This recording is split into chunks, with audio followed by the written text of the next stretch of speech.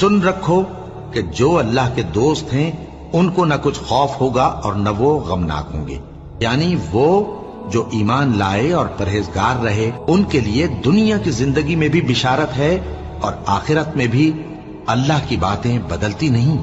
یہی تو بڑی کامیابی ہے۔ اور اے پیغمبر، ان لوگوں کی باتوں سے آزردہ نہ ہونا، کیونکہ عزت سب اللہ ہی کی ہے، وہ سب کچھ سنتا ہے، جانتا ہے۔